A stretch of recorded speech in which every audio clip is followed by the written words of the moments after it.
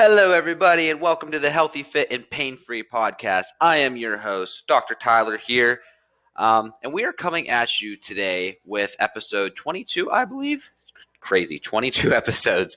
And actually, this is a question that I got asked this week, so I kind of wanted to address it so that we could kind of go over it today and hopefully help you guys to get a little bit better information on what you can use moving forward on your fitness journey. So the question was, what is the difference between losing fat and losing weight? Now, to some of you, this may seem like common sense, but to a lot of you out there, not really so much. And that's exactly why we're going to cover it today. So let's first dive into this a little bit. So where does this really come into play? So a lot of times people will, whether they're dieting, whether they're getting ready for some sort of event, they're getting ready for the beach, or even if it's just their own personal journey that they're on, they'll have this goal of losing weight. And what that typically means is when they step on the scale each time, they want to see that number go down. But as we talked about before, this isn't necessarily the case. You don't want to make this your goal because there are many factors that come into play, and that's something that we are going to address today. So when we talk about losing weight, what are we talking about? So whenever you step on the scale, without diving too far into physics here, it's the amount of gravity that you are, the amount of your body weight is pushing down into the scale. And this encompasses everything from your bones, your soft tissues such as muscle, tendons, ligaments. This is your body fat. This is your water. This is the vitamins, the minerals, your organs, everything in your system that is pressing down that scale.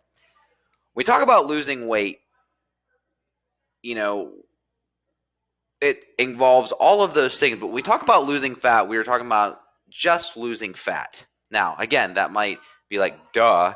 But when losing weight, people who, if they get on a weight loss program, everyone thinks that whenever they lose weight, they lose fat. That's all they lose. Well, that's not necessarily the case. In fact, I remember when I was younger, following bodybuilders all the time. It's great people to follow, let me tell you.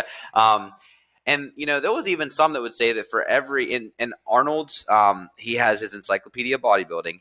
And in that journal, he talks about that whenever they used to lose weight, that 60% would be from fat and 40% would be from muscle, I believe. I believe that was the exact number. Really diving back here, in the old memory here. But so what that's really saying is whenever you lose weight, unfortunately, you're losing muscle with it. Well, over the years, we found this is not necessarily the case, but it varies.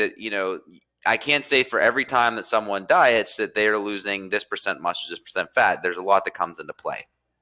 But essentially, when you are losing weight, there is the potential that you are losing water weight. We all know that, especially like a keto diet, because carbs really absorb water. Whenever you eliminate carbs, you are losing a lot of water weight. There's possibility of losing fat. There's the unfortunate possibility that you are losing bone. Now, this isn't always the case, but especially if you're a female, if you're a teenage female, or if you're an older female, especially because osteoporosis is a thing, it's a lot higher in the female population, then you can definitely lose weight that way. There's vitamins and minerals, all that stuff can go out too. But the big one too that we got to think about is muscle. And this is what people don't think about. This is why whenever you go on if you go on a very extreme diet, and there's always this number that gets thrown out, like the 800 calorie a day diet. When you do that, if your body doesn't go into this like starvation mode, you're really losing muscle. And unfortunately with muscle, a big percentage of muscle is water as well. And so when you lose that muscle, you're losing water, but then you're also losing the things, the big engines of your system that utilize calories. And that's exactly why we don't want to lose muscle. Some people are like, oh, who cares as long as I lose weight? Well, no, because that's like going from a bigger engine to a smaller engine. And a smaller engine uses a lot less energy than a bigger engine. And we need a bigger engine because that means we burn calories better, faster, more efficiently. And then that's how we lose weight, lose body fat. So this is what goes into losing weight. Now, we talk about losing body fat. That's it. Like, we're talking about losing body fat. Now, with losing body fat. Fat is a big amount of fat is water as well. So you will lose water weight with that too. But again, that's good water weight. I did a post earlier in the week with me having a bunch of marshmallows in my mouth. If you want to think about, people ask, does muscle truly weigh more than fat? Well, no, 1 pound of muscle and 1 pound of fat is still a pound. But if you want to really think about it, think about a bag of marshmallows, a 5-pound bag of marshmallows, and then think about a 5-pound steak, or even a 5-pound dumbbell. A 5-pound dumbbell is a lot smaller than 5-pound bag of marshmallows. So that's where the density issue is. One is maybe a couple inches thick, while the other one is maybe, a foot in thickness. So think about that whenever it comes to losing weight versus losing fat.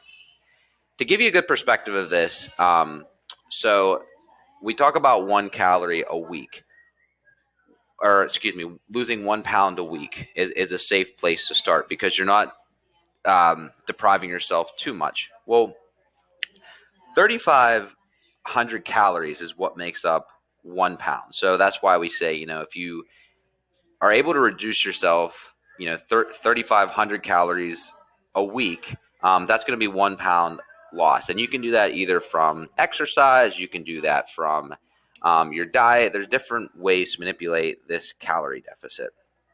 So something else to think about there. So, if you're losing fat, if you lose that 3,500 calories per week, that's 1 pound of fat. However, if you go to just losing weight, you might lose 3 pounds and 1/3 or less of that's from fat. So again, something to think about. So something else we really want to consider here is how these numbers can be manipulated. And this is something else that people don't think about. So when it comes to losing weight, there's many ways to manipulate the equation. For one, it's electrolytes, typically salt. So you'll see with people who, are getting ready for events, there's lots of stuff out there, but like wrestlers and stuff like that, or even bodybuilders, they will manipulate their salt. So they will take in a big amount of salt earlier in the week, and they will completely deplete themselves of that, and their system will flush all that salt out, as well as all the water that's in the system with it. So by doing that, again, you're losing 10 pounds of water. Are you losing 10 pounds of fat? No. And the goal here is to realize, now those people, athletes who are training for an event and have weigh-ins, their goal's different. Their goal is they need to weigh a certain amount for the competition. However, if you are like a bodybuilder, say, or if you're a fitness model, now you're someone who has to look a certain way. You have to be a certain percentage body fat. So if you're 220 and you're 5% body fat, that's way different than someone who is 180 and 10% body fat. You see what I mean there? And so this is something you also want to take into consideration. And this is, again, the difference between weight loss. And this is one conversation we try to have with people. When someone says they want to look toned, and we've talked about this before, all toned really is, there's not really a definition for it, but all toned really is someone wants to have muscle and then have a low enough body fat percentage that you can see that muscle, you can see, that definition. That is what tone is. Well, you can't be toned if you don't have muscle. However, you also can't be toned if you don't have a low enough body fat. I digress. So other ways that you can manipulate weight: water. Again, we just went over it there. If you manipulate your salt, stuff like that. Also, we all know the person that's or the wrestler from high school, or someone who had like the full garbage bag suit on and they were running around. Okay, what they're doing is they're trying to expel sweat. They went into a sauna. That's what they're trying to do. They're trying to get rid of sweat, which is water. So again, this is one way you can manipulate weight. Again, this will change the scale, but it will not make you look more quote unquote toned. Calories are another way you can manipulate weight. If you really plummet your calories, for the short term, you might lose, you'll lose fat, but then you're also going to lose, you're going to lose the sugars inside your body. You might lose some muscle there. You're going to lose water. So just getting low on calories, yes, you'll have weight loss, but that doesn't, again, necessarily mean you're going to have a fat loss. It just means that you're getting rid of the things in your body. So imagine if you had two bags, and you had one bag full of dirt and one bag full of marbles and dirt. Okay. And and your goal was to get rid of dirt. Well, if you got in the one bag and you're just scooping out the dirt, fine, like you're doing the goal. And that's what people are trying to do, losing fat. However, if the other bag, you're trying to get rid of dirt, but you start throwing out marbles, well, you're not getting the goal. Yes, you got rid of the things in the bag, but you wanted to get rid of dirt. Okay. And that's the fat. That's where fat comes into this. And very easy, simple example, but kind of gives you an idea. Something else, some other way you can manipulate is through anti-inflammatory medications or any anti-inflammatory supplements. What this can do is this can also get rid of water content. It can get rid of toxins, stuff like that. For the short term, yes, it can affect weight. And sure, it can kind of affect fat in the long run, because if we're constantly inflamed, if our body is constantly in this fight or flight, then we're going to hold on to a lot of water. We're going to hold on to a lot of weight. But again, if the goal is fat, anti-inflammatory. And again, we've talked about this before. Inflammation is needed. Like, you need inflammation in the body because the body needs inflammation to repair things and restore things. However, that inflammation for a long period of time, maybe not what you need. Another way to manipulate is through exercise. Okay, so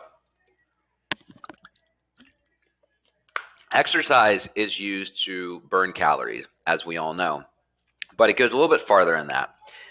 So if you're lifting, for instance, for exercise, what lifting does is lifting builds muscle. It burns calories, but it builds muscles. By building muscle, you are making your engine bigger so that it utilizes more calories throughout your day, and also makes you stronger, more resilient, all that stuff if you're talking about performance.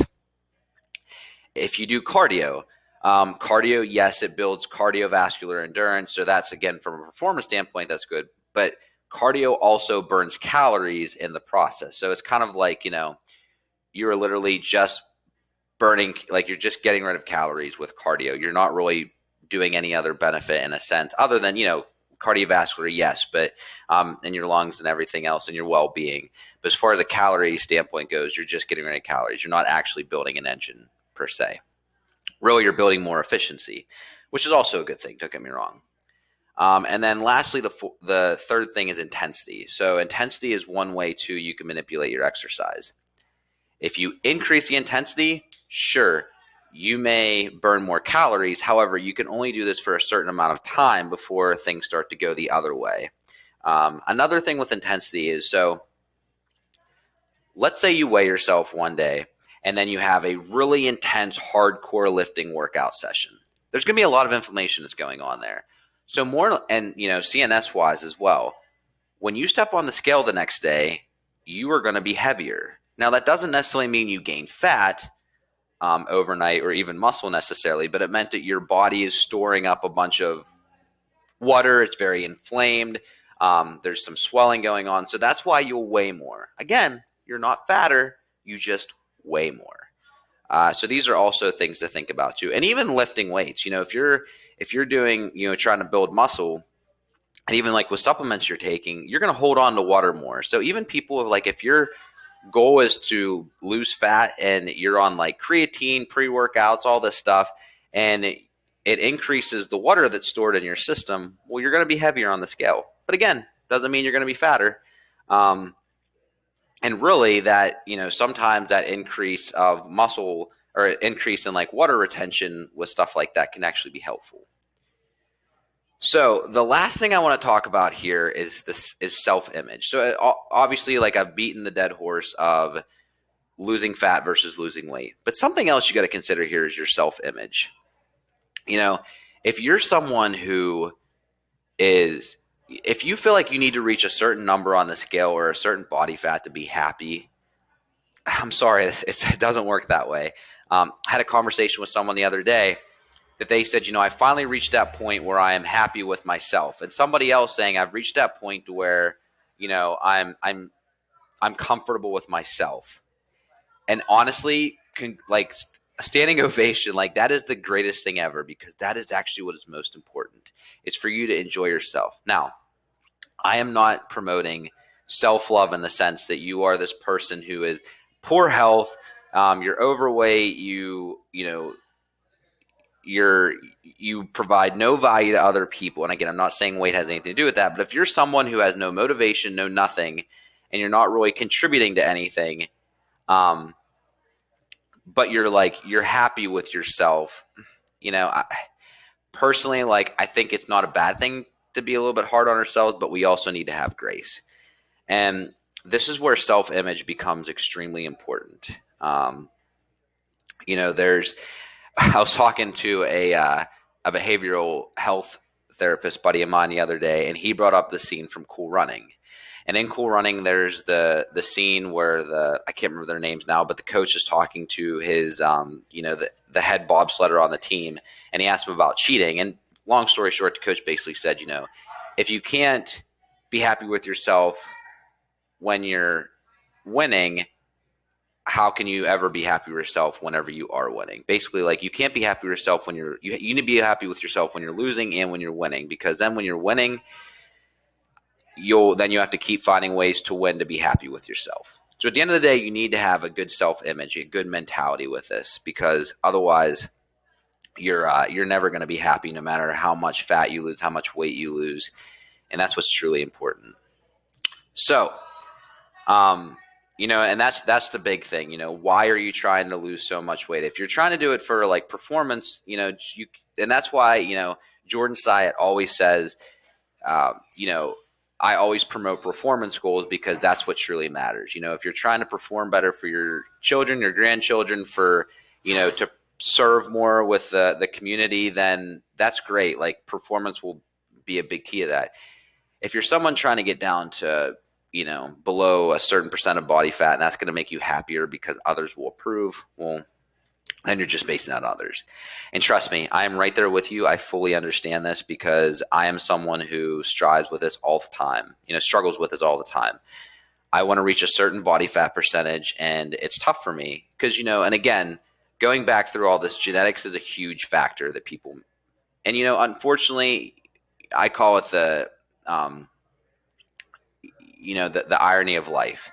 We always want to be, either grass is always greener somewhere else. If we're, someone who's bigger and stronger, we always want to be the ripped guy. If we're someone who's really ripped and very lean, we're the person who wants to be bigger, stronger, all bulkier. So it's always give and take. You have to be happy with yourself. And genetics play a huge role in how much water you're going to retain. It plays a huge role in how the weight's going to fluctuate in the scale. There's people here who they can easily lose a pound, 2-3 pounds a week, and no problem. There's some people here who have to work their tail off to lose a half pound a week.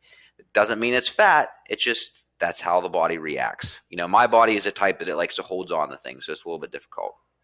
So anyhow, with that, we always like to settle, finish with 3 take-home points. So the first take-home point is weight loss is not fat loss. We really beat that today, but just realize that there's so much that goes into the weight of the body. And just because you lose weight does not mean you lose fat. So by focusing strictly on that number, like getting on the scale, it's not going to work out in your favor. If anything, you should focus more on fat loss. And you can do that through, skin fold, through fat measurements. There's different things like a bod pod, water immersion, all that stuff that you can do. If you have access stuff in the funding for it. Otherwise, inches. Just do inches, because that'll be a big thing. Especially your weight, your waist, and your hips. Those are 2 key areas if you want to talk about inches as far as fat loss. Next is just realize that fat loss and weight loss is multifactorial. Again, there's so many things such as water, electrolytes, calories, inflammation, exercise, and your own self-image. And when I say self-image, I'm talking about hormones, emotions, all that stuff. All that stuff goes into play. So if you had a really stressed out day at work and then you had a really hard workout that night, the next day you are going to be heavier. I'm sorry. It's just the way stress typically works. So just understand that. And if don't weigh yourself every day. Unless you want to play a fun experiment with yourself to see how you do react, then cool. But if you have a bad relationship with the scale, it might not be the best thing. However, again, if you do have a poor relationship with the scale, and trust me, I do. So I struggle with this as well. This is where you need to look at the self-image aspect. And the last one, last take-home point is do it for yourself. Don't do it for other people. Don't do it for approval. It's all about you. And at the end of the day, you have to be comfortable with who you are and what you've done and how you're going to impact the world. So, don't let the few numbers on a scale be what, holds you down and takes you away from that. So anyhow, thank you so much, guys. Again, this is this is a good topic, I think, for most people to really cover and think about, because it's going to help their fitness journey and their health and wellness journey be a lot better. So again, I'm Dr. Tyler here at Inner Strength. Healthy Fit and Vein Free is brought to you by Inner Strength Health. We are located at 203 Hershinger Road here in Coraopolis or Robinson, PA. You can visit us at innerstrengthpgh.com. You can reach out to me personally at that's dr.tyler@innerstrengthpgh.com. You can also find me on Instagram and Facebook with Dr. Tyler_Bordick. So thank you guys so much for tuning in. Have a great day. Talk soon.